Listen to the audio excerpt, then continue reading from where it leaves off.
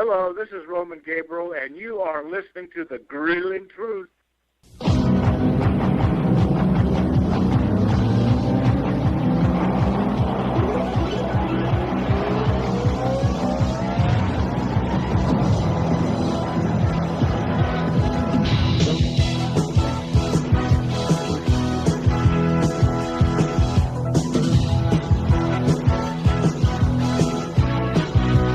Welcome, everybody, to Survive and Advance on the Grueling Truth Sports Network. Survive and Advance is brought to you by Replenishing Care Technologies, which you can check out on our website.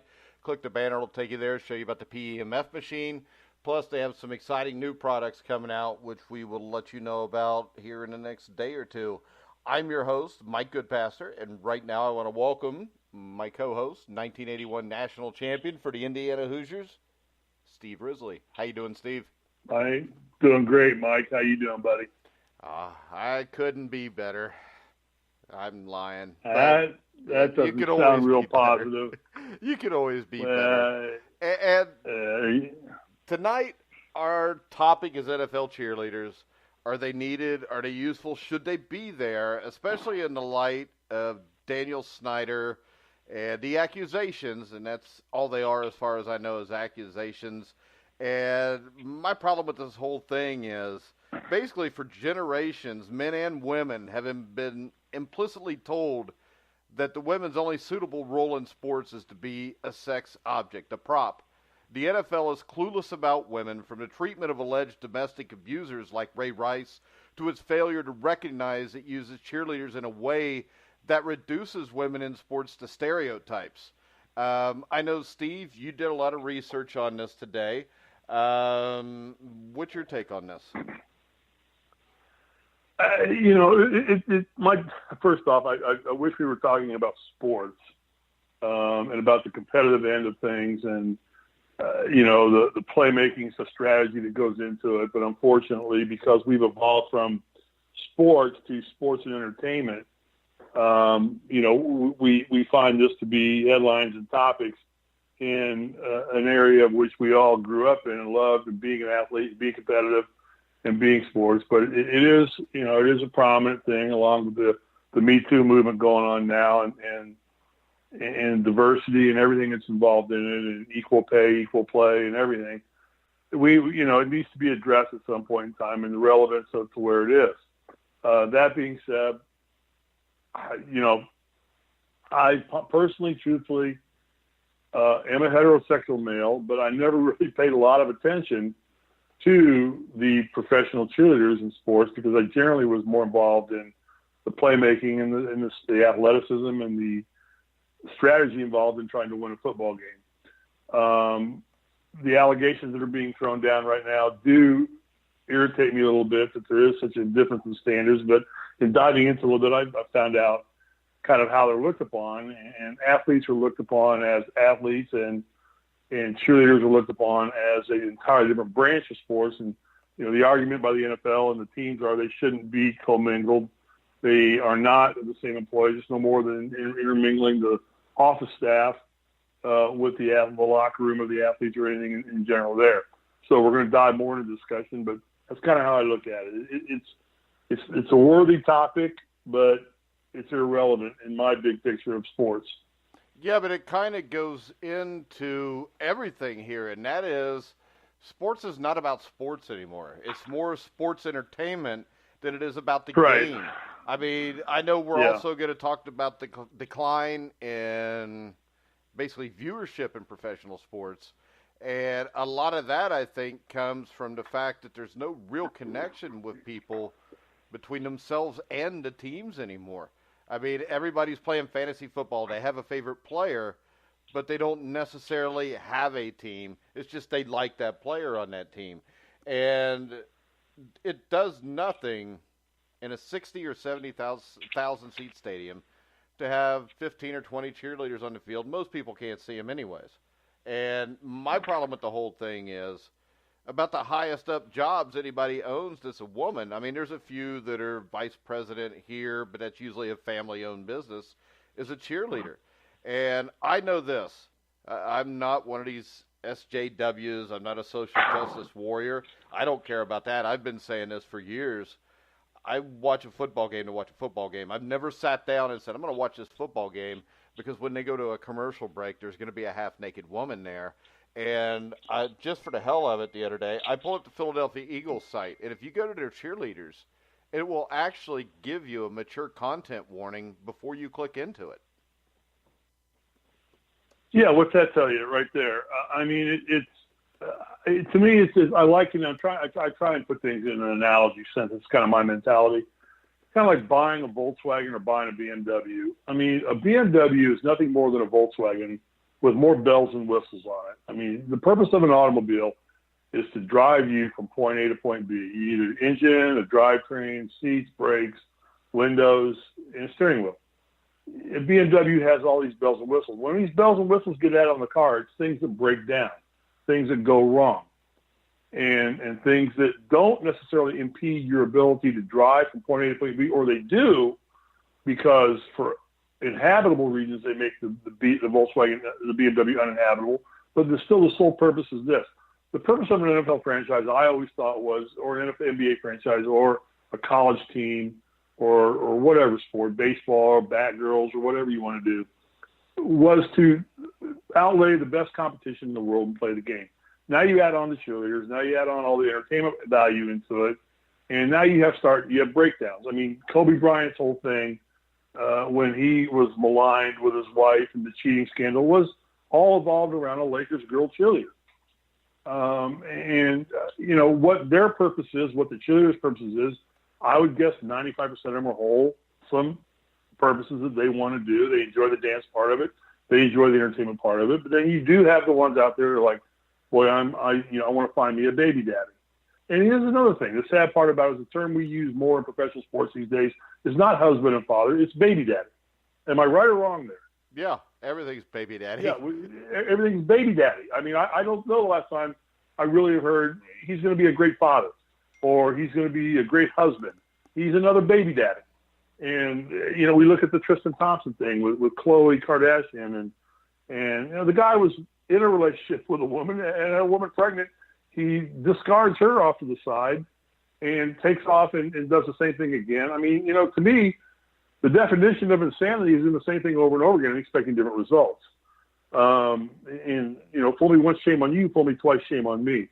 But I just don't know what the sole purpose of having cheerleaders are. Now, you enlightened me a little earlier in the fact that I just assumed that all NFL teams had cheerleaders. Now, you told me, you say there are teams that don't have cheerleaders? Yeah, there's 6 teams that don't have cheerleaders. 4 of those are like original teams, like the Bears, the Steelers, the Packers. And my thing is this. It doesn't seem to hurt their ticket sales or anything else about that team.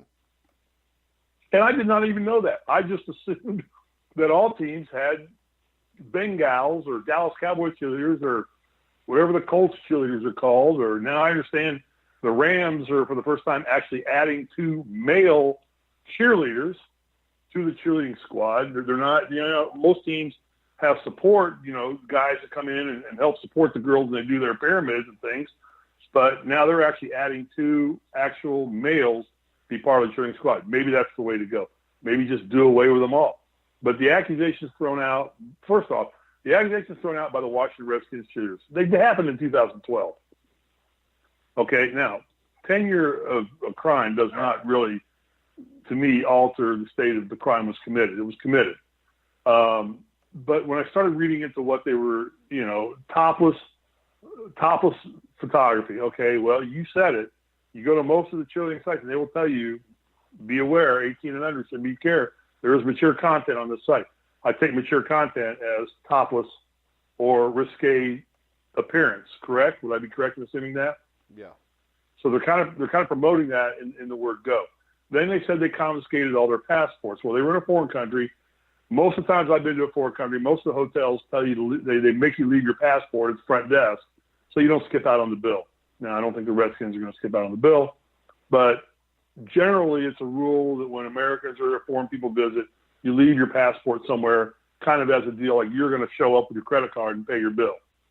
And we require everybody to leave their passport with us. We lock them up and say, and protect it. Now, some lawyer is going to jump on me and tell me that's not 100% accurate. But when my travels, when I was playing ball in Europe, that's how it was. I left my passport wherever I went at the front desk. I always had it returned to me when we checked out.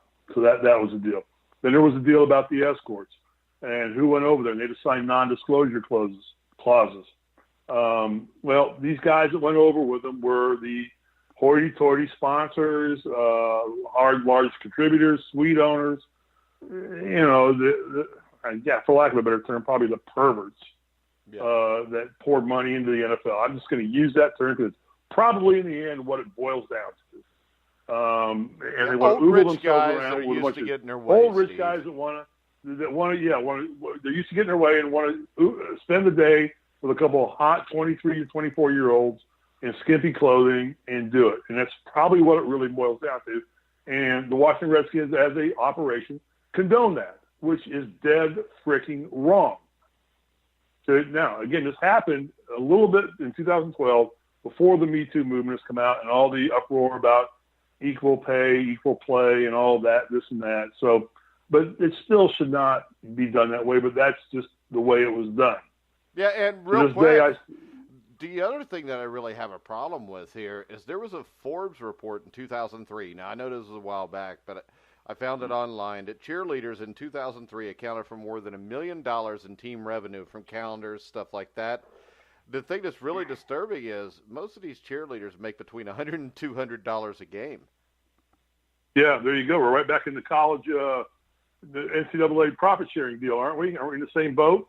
Yeah. Take advantage of those not able to take care of themselves and just continue to rape and pillage their profitability off of them. So, hey, let's get these good-looking girls out here, put them in a bikini and a pair of white leather boots, put them out on the field, parade them around, and we'll sell calendars.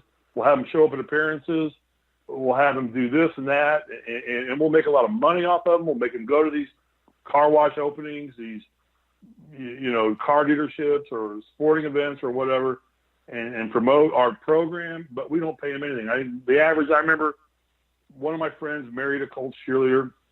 I think she said she got $50 a game and 2 tickets in the upper section to a game. And the issue with the New Orleans Saints cheerleader came out in a sense that the etiquette and rules were such that if a cheerleader was eating dinner in a restaurant out and a player walked in, it was incumbent upon that cheerleader to get up, leave the table, and leave the restaurant immediately.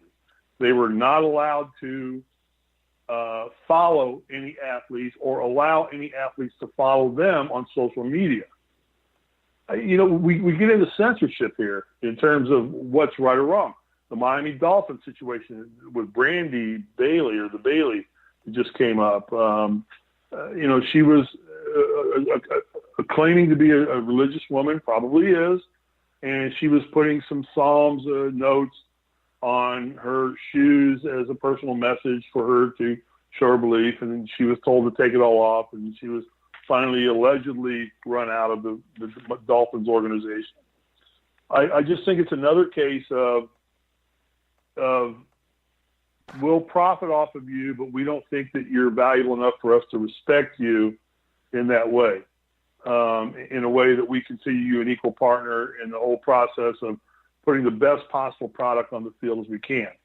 You're just, I don't want to get anywhere near what Kanye has been talking about the last 2 days, but it becomes something almost like slave labor, is that we'll throw a bone to you and you go out there. But all these girls that do this are done of free will. They're not forced to go do it. They don't have to do it. I just think what bothers me the most about this, Mike, is that we're sitting here on a record day when Matt Ryan signs a $150 million 5-year extension on his contract, becomes the first quarterback in the history of professional team sports or athletes to earn $30 million. $100 million was guaranteed. What are we talking about? We're talking about the cheerleaders. It's stupid baggage that, frankly, I think the NFL ought to just do away with it. When I was growing up, and I played ball in 78 to 81, I used to think the USC cheerleaders were smoking hot. You know what they wore? They wore a sweater and a white skirt and tennis shoes. But they were California blonde girls that were out there and probably serving a lot of the same purpose of its time. but they weren't underdressed. They had strict regular cheerleading uniforms on. They were cheering. They did cheers. They did pyramids. They did things. They got out. They had pom-poms. They did everything. And they weren't a dance troupe that was out there to sell sex and trying to make football sexy. I think that's generally what I see the whole purpose of cheerleaders are in professional sports, is to make the game more sexy, make it more entertaining. I don't look for that part of the game. If I want that, there are other places you can go, to a movie theater, to a topless bar, to a Las Vegas show club. If you want to see sex and be entertained by sex, there's other places to go get that. But frankly, for me, taking my family to a football game, it's not an appropriate place to do it. I say just do away with them altogether. Yeah, and I think it goes to what our second topic tonight was, a decline in viewership. And are we done with the first one? I don't know. I mean, I don't know what much more to say about it. I mean, when you look at it, we have to face this. I don't care if you're a woman and you're a nurse. There's going to be guys that think that's hot. There's always perverts that thinks it's hot. My problem with it is this. I think, number one, for the money they bring in, they're underpaid. They're taken advantage of. A lot of these girls, I think, as you talked about the girl with the Dolphins, have the best of intentions. But the problem is you've got a lot of old owners that are clueless, that are rich, used to getting what they want. They like to have pretty girls around. And I don't see the point of cheerleaders. I've never seen cheerleaders at an NFL game get the crowd riled up. They're basically a dance team. Why doesn't the NFL just have these dance teams and have a competition and have actual teams and actually pay them money? People would watch that. That's fine with me. But in the end, when I watch a football game, I want to watch a football game. I don't care. Yeah. I'm not against pretty women, but I want to watch the football game. It's kind of like, I'm a big boxing fan, and you'll see at these weigh-ins and stuff, you got two half-naked women standing behind the boxers with this cardboard stare on their face, just standing there for the entire hour they're doing this weigh-in. And to me, I mean, I don't want to say I feel sorry for them, because I do, and it's not because they're standing there like that, but it's because they think it's all right to stand there like that. Yeah, I mean, it's the same with the Monster Energy girls at NASCAR races. They put 4 or 5 good-looking girls of all persuasion, all hair color, all race, creeds, and colors, and they stack them in these little Lycra outfits and stack them back there. And, the guys are trying to be family-oriented, kiss their wives, have their kids up there, and you got these women back there just they don't say anything. They just stand there. I mean, let's talk to a driver. Let's have a family moment. Let's try and put some wholesomeness into things. And there's enough violence going on the track, on the court, on the field, on the diamond. I mean, on the rink. There's enough violence going on there. We don't need to sensationalize it more once you get the game is over. I don't know. Yeah, but I did find that. I did find out. I did find this out. The two people, the Dolphins girl, Kristen Ware, I think is her name, or Wave, and Bailey Davis, who's have asked for a meeting with Roger Goodell. They said that they would settle with their teams for $1, much like the two gentlemen did in Philadelphia with the city of Philadelphia and Starbucks. They said it'll take $1 if they can just get an audience and be able to present their position to the commissioner of the NFL and sit down with them. And I researched that today. That they've offered to do that. They're not in it for the money. They just want to be treated as a respectable part of the organization, be it the Redskins, be it the Saints, be it the Dolphins, be it the Colts, be it the Bengals, whatever. They want that dialogue to try and just get on some equal footing. And I think we owe them that. And I think that, again, this is another thing it's another one of these bells and whistles that Goodell is fumbling on and breaking and not saying, there's no uniformity. There's no NFL guidelines set down. I could not find any NFL guidelines set down for cheerleaders, and I did not know that 6 of the teams don't even have cheerleaders. Well, actually, some of these teams subcontract the cheerleaders out where they don't even own it. Because I know the Buffalo Bills used to. I yeah. think they may have taken over now, but and the Bills I don't think had cheerleaders till the last 25 years. But and my wife and I were talking about this a little, going over her with and he said, well, this includes Boomer. Boomer's the Pacer mascot, and Boomer's a hoot. Boomer goes out in the stands, finds kids, gives them T-shirts, brings them down, dances them on the court, rides tricycles around. What is wrong with just having team mascots? I mean, why do you have to do any of that? But I understand it's sports entertainment. But when you start taking the sexual part of it back into it and putting them in those kinds of outfits, you're only asking for trouble. And I understand everybody has a right to life, liberty, and the pursuit of happiness. But Jesus Christ, if there's a house on fire, you don't run into it, okay? There's just certain things. You don't yell bomb on an airplane. There's things you don't do. You put this kind of sexual content into an NFL game and you dress them that way, in my eyes, you're just asking for trouble. That's all you're doing. And they're getting trouble. And right now, the NFL, with everything it's dealing with, does not need more trouble. And it just needs to clean its act up. If they want to have the cheerleaders, they want to make them cheer and put on decent clothing and get out there and lead the team in cheers. And some teams do. But isn't that what Cleveland has the dog pound for? Don't those idiots get up there and just start cheering? And they do the wave, and the whole crowd gets into that. I mean, Cleveland. I didn't know that they cheered anymore. They don't have a lot to cheer about, but God bless their heart. I think they try every year, and so I just don't see the necessity. It's an issue we're talking about on air because it is a topic. It was very fun to research it because I sure saw some very scantily clad cheerleaders that at some point in my life might have meant something to me, but I've been married 35 years, happily married 35 years, and it just doesn't appeal to me as part of the process of watching an NFL football game. Yeah, I don't see it. To transition I know the other part you wanted to talk about was the decline in viewership for most sports, especially the NFL. I think right there, I don't think that's as serious a problem as most people think. I think declining attendance would be a problem, but I think that's just because we talked about if I'm on a Sunday afternoon and say the Bengals are playing Monday Night Football, I'll spend 6 hours on the NFL Red Zone. So they're not getting any rating numbers from me. And I know a lot of people stream stuff online, so you're not getting any ratings there.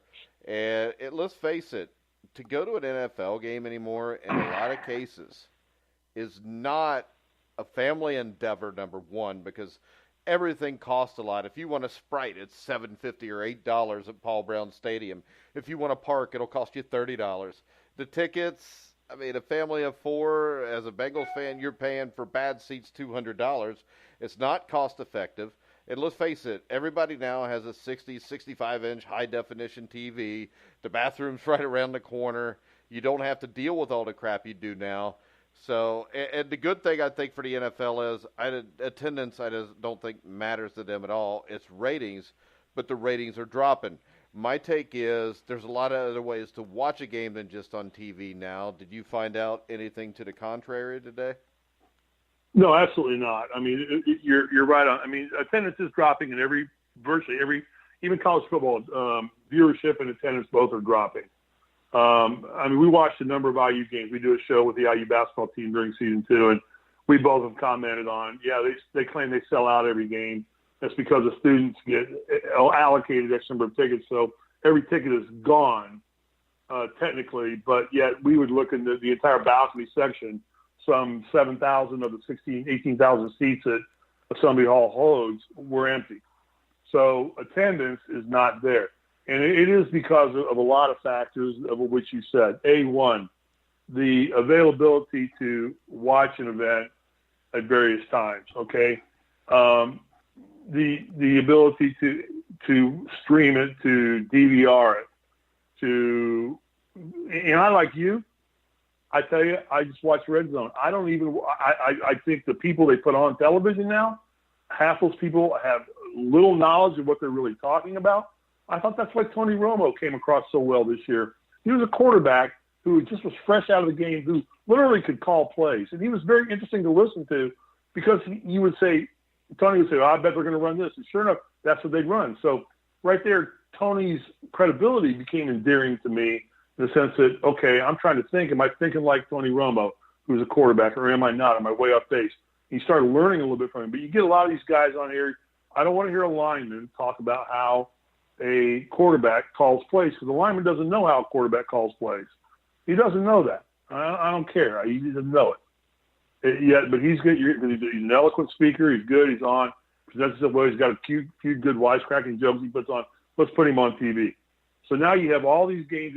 Really every professional sporting event now is broadcast somewhere. It's always put into the air. You can pick it up off something. Any sporting event now virtually is always on air somewhere. Even as Mary would have you, Iowa State's swimming meets are put on the air somewhere. Okay? They're there for somebody to pick up. If you want to go stream it from their own personal website, you can watch anything you want to now on your computer, on your smartphone, or on a wire service or whatever. And I now think this, Steve, I think another thing that plays into this is if you look at the 60s, 70s, even the 80s, you didn't see as many players getting arrested because, let's face it, a lot of this stuff was ignored back then. But today, and we'll talk about taking a knee, I don't think it's so much that people are protesting because they took a knee or they didn't take a knee. I think people just get tired of hearing about it. I mean, who cares? They took a knee, they didn't take a knee. I still, just like the cheerleader thing, I just want to watch a football game. I don't want to see all this other BS that they're floating around. And then on top of that, you get players that are brought into the league that just are not good people. I mean, you're bringing in guys that have been arrested multiple times, and then when they get to the team, you're surprised because, they get in an altercation with a police officer. They do something there. And, I mean, you want a family atmosphere. I can tell you this. If I take my sons to a Bengals-Pittsburgh Steelers game in Cincinnati, and it's I put it like the Bengals in 2015 played the Steelers in the playoffs, 8:30 at night on a Saturday. I did not take my kids because I knew what it would be. It would be a bunch of fights. It would be a drunken mess, and I'm not even talking about on the field. Because I took them in 2013 to a Monday night game between the Bengals and Steelers, and there's fights through the stands. People are acting generally like assholes because that's what people are nowadays. They generally have no regard for anybody but themselves. They want to show how big and bad they are because they never had the balls to go on a field and play themselves. So for the Bengals-Steelers playoff game, I didn't take them. And then the next day, you find out there was 15 fights, 23 people arrested. Who wants to take their kids to that? And when you get down to it, if it's something I don't even want to take my kid to in person, you kind of lose something right there, Steve. I mean, it's too dangerous to take him to the game. The NFL sells a family, fun, patriotic atmosphere, but they were charging the armed forces to have Armed Forces Day. They sell beer at games, which I don't think they should do. And I really don't. I don't see the need for it. It's on a Sunday, and this is not a religious thing. You're going to a game, you got 60,000 people there. Why do you want them all getting drunk? Plus, I don't see why people are stupid enough to go to a Bengals game or a Colts game and pay $10 for a beer. It's an absolute joke. And the thing is, you've had players in the past, I think it was London Fletcher, played in the Super Bowl for the Rams, won the Super Bowl. But a year or two before that, he was in a car wreck where he killed a woman and her kid, I think it was, and he was drunk in a DUI, but yet they let him come back and play. And they'll take a guy like Josh Gordon and basically destroy his career because he smoked weed. But a guy that kills a woman in a DUI is not punished. You got Ray Rice and his wife, which was a 2-game suspension until a video came out, and Roger Goodell had to do something because the public put so much pressure on him. And right now with these NFL cheerleaders, it'll be brushed under no matter what happened to them unless people stand up and say, this is BS, it's wrong. Because the only time Roger Goodell does the right thing is when he faces pressure and he thinks he might lose money. Yeah, well, that might be why you're seeing a decline in viewership in the NFL and attendance in the NFL. Is that people are making that statement right now. It could well be. Now, I think that, and interesting in my research that I did today, the only sport that's actually growing in attendance is the NBA, believe it or not. Now, I started to figure out why because I'm not a big fan of the NBA. I don't think it's basketball as I know the game. I think it is the biggest piece of Showtime entertainment of all the professional sports there are. But yet they said it's a television ratings are growing, and I started to figure out why. I said, well, first off, because NBA had sunk faster to the bottom, faster than anybody had. It was at its lowest point, so it basically has nowhere to go but up. But I also think, secondly, like kind of alluding to what you were saying, you're seeing a reunification of the NBA into a morphing into better teams and not marketing superstar players. You look at the Houston Rockets, look at the Golden State Warriors. You look at the Sixers and the Celtics coming up into the ring. Those are really being marketed now as great teams coming back into the fold. The Pacers, we had Oladipo, but really that was about a team effort coming forth. And you're seeing a throwback now. People are maybe flocking back now because they're getting behind their team, not behind LeBron James or Kevin Durant or some specific player that's part of a team and rooting that team. And then we see all the anomalies that player creates, either through his opinionation or through verbalization or whatever, or his antics on or off the court, whatever. So I think part of that is you're seeing a rise back to the NBA of teams are starting to become more important than individual players. And maybe the NBA has figured that out, and maybe they're going to start marketing that as we see the Kobe Bryants, LeBron's on the downside of his career, obviously. He probably still has a couple more years left in him of quality basketball, as long as the refs keep protecting him as they do. But, those players are going to fade out. You're going to start seeing better teams come into fold. So maybe that's why they're rising. Maybe that's something that other franchises need to look at. In time, I did this analogy one time. I used to own season tickets to the Pacers with 3 other friends, and we had seats on about the 4th row up behind the visitors' bench, where the visiting team walked in and out. And we were right to the point where my son could go over and high-five the visiting team that came in and out. But the seats were $150 a ticket. So we could only afford 3 guys to go in together, and we split them. And we did a draft of which games we wanted virtual. But on a Tuesday night, I ended up with the tickets to the Memphis Grizzlies, who were not a good team. I paid $600 just to walk in the building. I paid $35 to park.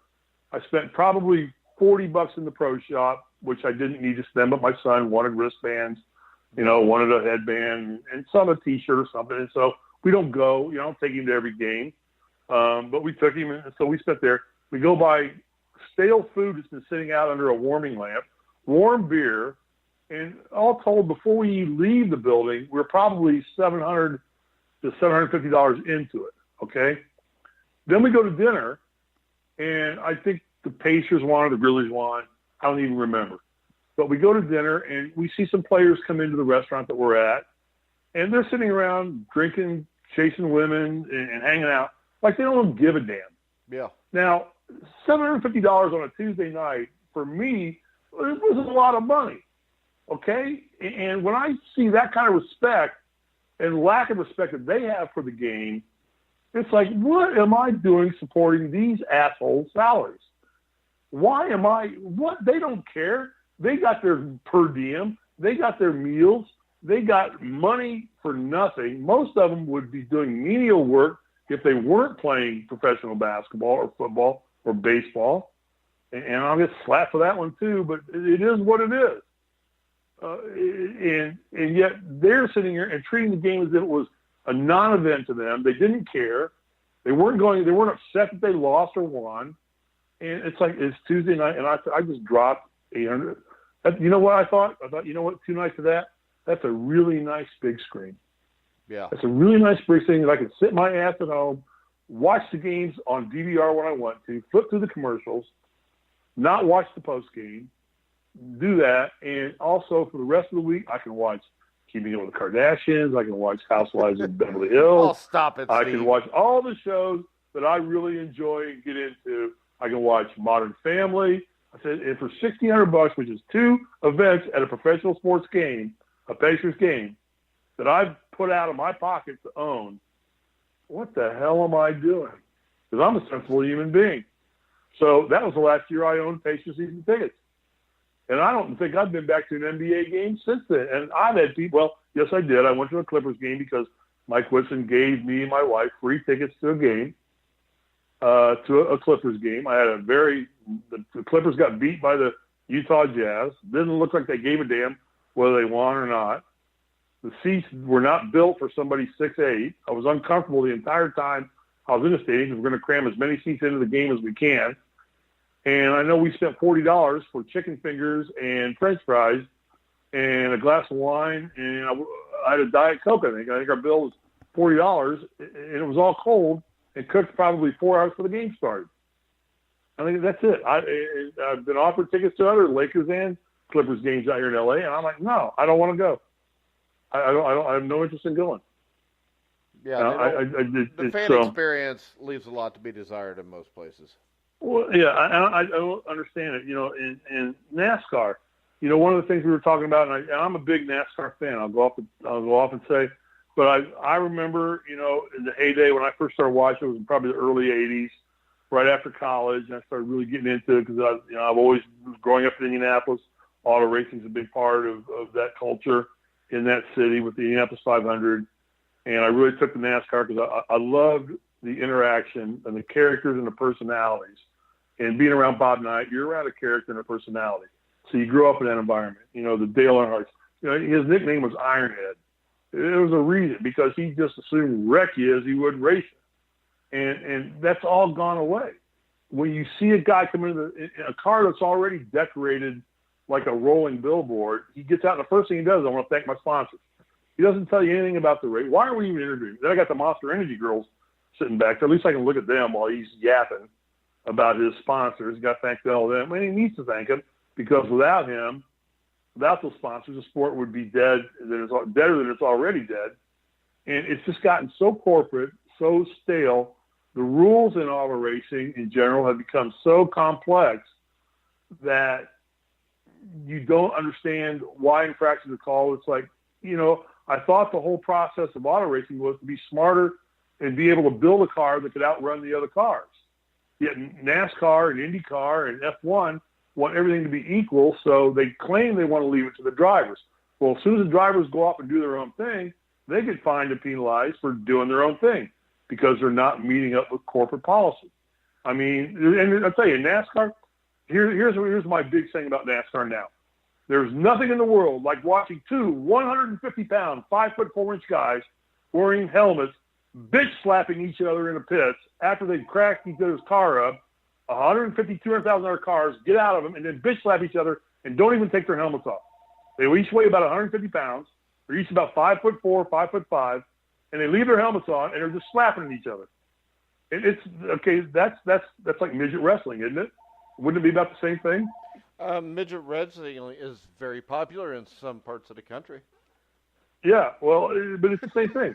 But that's the funnest part of NASCAR anymore, is when they get out, and then before you know it, there's 150 people with NASCAR uniforms on, running around, breaking them up, and the next thing they're all fined millions of dollars, all which was paid by sponsors' money. It doesn't even come out of their own pocket. And it's like, Jesus. Just give me the day when Junior Johnson got smart enough, and A.J. Foyt got smart enough, they ran a fuel line that was about 150 feet long because you can only hold 18 gallons in your gas tank. But they got smart enough to run a fuel line the length of the car about 20 times so they could hold an extra 10 gallons of gas in their car that wasn't in the gas tank because it'd be in the fuel line. Now, that's ingenious. Okay? That's what racing is about. I outsmarted you. But we can't do that because that doesn't take away fair competition. If we don't have fair competition, people don't want to watch. Everybody has to be equal and all that. Everybody has to be equal. It's all going the way of championship wrestling. At least Vince McMahon and Championship Wrestling come out and say, yeah, we predetermine who's going to win this fight, but we're going to make it enjoyable for you while we are getting to that end result. We're telling you it's fake, but there is going to be some athleticism in here, and people will get hurt, and they do get hurt, but we're going to put on some really good acrobatics for you. But yeah, it's fixed. We know who's going to win because it is just really entertainment. And then in the other sports, and just like the refereeing in the NBA, and you wonder why attendance is getting hurt. I got into the Pacers-Cavs thing. I thought the Pacers were a great basketball team. I enjoyed watching them play. They were playing guts-out basketball, and the kids were really going at it. And we all knew that LeBron was going to get every close call that came down at a critical time in the game, when it was critical time. Not every call in the game, but when it became gut check time, like the block shot. Okay, there was no reason for them not to review that, not to call the block shot. That just turned me off of the NBA. I will not watch another NBA game. And there's no reason to miss that call. It's obviously off the backboard, so it's goaltending. It's as black and white as it could be. It's just the most reviewable call in all of the NBA, other than stepping out of bounds on an out-of-bounds line. That's the only other non-reviewable call. Or whether the shot got out of your hand before the light lights up on the backboard. Those are the three most obvious calls you review. The ball hit the backboard. It was on its way to the hole, and he slapped it. That's goaltending by the rules of the NBA. It changes the outcome of the game, changes the outcome of the series. LeBron's sitting down, and the Pacers are playing in Toronto. I know right now the Celtics and Sixers are playing right now. I don't give a damn. All right, I got Young and the Restless on tape. I'm going to find out what Victor's doing with Nikki and what's happening with Jack and the Abbott family, and I'm going to go watch that, and I could care less. When did you start watching The Young and the Restless? In 1981, the day Reagan got shot. That's what we were all doing. We were all sitting in, Isaiah and I were rooming, and we were sitting in a hotel room, and we were watching a soap opera when it flashed on that special news bulletin. I said, watch, the president's been shot. We're not going to play the game tonight. Special news bulletin, President Reagan has been shot. That's been in Sports Illustrated. That story's been in Sports Illustrated. So my question is Isaiah this. says, wait a second. I'm not interested in the president getting shot or the national championship game. What I'm interested in is this. Did Isaiah Thomas really like The Young and the Restless? No, he claims we were watching All My Children. I think it was Young and the Restless. But, that's a long time ago for me. But Isaiah Thomas likes All My Children. We all like soap operas. What else are you going to do at 2 o'clock in the afternoon in the hotel room? You're going to watch soap operas. What the hell? You can't play video games, not unless you got an... No, there was no video games back then. Now you got DVRs. With DVR, you watch it instead of watching Lester Summerall on the news or Lester Holt or whoever he is, about fake news from the fake president, about the fake world. Yeah. So, and the fake I'd rather everything. watch Young and Restless. But they question why they think attendance is dropping. I mean, seriously, I think they're the only people that take themselves seriously anymore are the sports themselves. They think they're putting a quality product on the floor. It's not a quality product. NASCAR right now is removing seats as we speak from virtually every stadium to try and make it look like they have a full attendance. Richmond International Raceway, one of the most famed racetracks on the NASCAR, one of the oldest tracks on the NASCAR circuit, used to seat 127,000 people. I looked this up today. They now seat 50,000. They have removed almost 2/3 of the seats out of the stadium. So when you watch on Saturday night short track racing, it looks packed. It looks packed. But what people don't realize is that half of the seats are no longer there. Now they talked about Talladega, and everybody said, Talladega looks like it's full. Well, they pulled out a good 100,000 seats out of Talladega, and they told them, and then the comment I read when I was doing the research on this was they should stop using the overhead blimp, because what they do now is they CGI now sponsorship logos on the empty seats. Okay, have you ever noticed that? Yeah. How if you're watching a race, you'll see a STP logo or a Goodyear logo. Well, they just see, people at the stadium don't see that. Just like the yellow line where the first down is. You don't see that when you're watching an NFL game. Only when you're watching on TV because it's CGI. Well, they ought to quit using the blimp for the TV shots because they keep showing Talladega on the empty seats that are still there. Now they dress them up and hide them as like signage, but people smart enough know that those are just empty seats that aren't filled. And on both turns at Talladega, which is one of the two most famous tracks in all of NASCAR, probably the funnest one, the fastest one, the one where the big one happens and then on every lap, they can't get half the people to come to the race anymore. The costs have gotten out of hand. The way you're treated, the respect you're given is out of hand. And, what people ought to take a look at is what is the one sporting event that you can't get a ticket to, that nobody has anything bad ever to say about, that comes out and says, my expectations were too low when I walked into that place. What am I talking about? Hockey? Augusta National. I was thinking sports. Golf is sports, okay? And I've been to Augusta. I'm gonna tell you, they still charge $1.50 for a pimento and cheese sandwich. A domestic beer is still $3. A foreign beer or imported beer is $4.50. Cokes are $1.50. You can get the club, the Masters Club sandwich for $3. It's all given to you in wax paper. Parking is free. They do not charge for parking at Augusta National. They have lots. They bought lots and they park for free. Okay, and the ticket prices are still $35 to $50, I think, to get in, and you just can't get your hands on the tickets. And I have never in my life gone to a sporting event and been treated so kindly by people. It was unbelievable. People always were walking up to me in yellow hats or green jackets and saying, "Sir, are you having a good time? Are you enjoying your visit here? Is there anything we can do to make it more pleasant for you?" God, no, you can't. There's nothing you can possibly do. They stayed true to nothing. There's no cheerleaders there. There's no big ceremony. They have a green jacket ceremony they do privately. There's no hoopla. There's no advertising there to get two sponsors, Cadillac and IBM or somebody, Microsoft or what. And they limit the amount of time they can even do advertising on commercials. And they don't promote it. It's the purity. It is the last bastion of pure athleticism in sports. And it ties into what the NCAA is doing now. But every arena is named, every court in the arena is named. Not only do you have a arena name, you now have the court name too. And just so Mary knows, Mary's talking about where colleges are going broke. Indiana University is now building an entire new men's locker room complex for the basketball team. So when they come and tell you that they're broke, ask them about the new $20, $30 million locker room facility they just built for the basketball team. They're burying that money that university's made or gotten donated to them into a brand new locker room facility on top of Cook Hall, on top of the complete renovations they've done to Assembly Hall. So everybody's doing fine financially, but it's become all about money.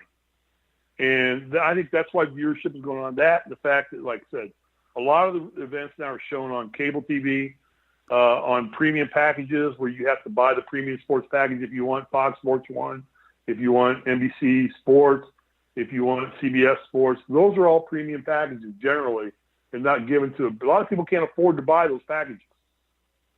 Most all NASCAR races and IndyCar races are all done now on premium packages. So if you want to watch them, you want to watch F1, you want to watch any racing package, you do it on a premium package. For the first time ever, the Indy 500 now it's no longer going to be on ABC TV.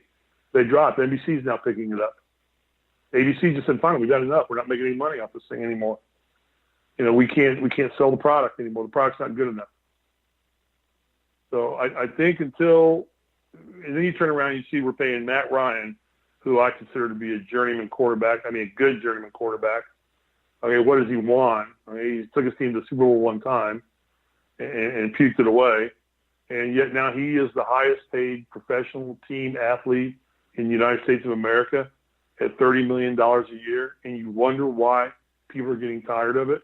And then you see all the crap that goes on with the athletes off the courts, off the field, out of the rink, off the diamonds. And you don't have any sympathy when you're trying to wish you had enough money you could buy the premium sports package and watch them on TV. People can't even do that. So, and the NCAA is going right down that road too. Well, it has been for a while, I think. I think all of it has been. All right, Steve. We are going to wrap up for tonight. We will be back Sunday night. You can check out Survive in Advance on Twitter at Survive the Magic, correct? Survive the Magic, yeah. That's the Twitter page. It's an official name of the Twitter page. If you just search Survive in Advance, you'll find it too. All right. Also, you can find The Grueling Truth on Twitter at Grueling Truth. You can hear I'm going to bring up real quick. I did an interview today for the Boxing Legends show. If anybody's interested, it's on the website with Sugar Ray Seals. Very interesting guy. Was the only Olympic boxer to win gold in 1972 at the Munich Games. Of course, everybody remembers the Munich Games for the disaster with the Israeli athletes. Sugar Ray is a guy that has a fascinating story to tell. I would suggest everybody go listen to it. An amazing man. He's actually blind now from boxing, but did a lot of great things in his life and continues to do great things in his life with the youth around Indianapolis. So if you get a chance, and I know the Indianapolis Star did a big article on him over the weekend, he's definitely worth a listen. Also, if you're a boxing fan tonight, in 40 minutes, you can come back here at 10:30 Eastern and hear me, John Einreinhofer, and Jeremiah Pricer. I did too many shows. As we talk about the Triple G Vance Martirosyan fight, we preview that, look at all the boxing news from this week. So you can check us out here at 10:30 tonight, live Eastern time. So make sure you come back, check that out. You can hear all of our shows on iHeart, iTunes, TuneIn, Spreaker, Stitcher. Wherever you find sports podcast, you'll find The Grueling Truth. So for Steve Risley, I'm Mike Goodpaster. You've been listening to The Grueling Truth, where the legends speak.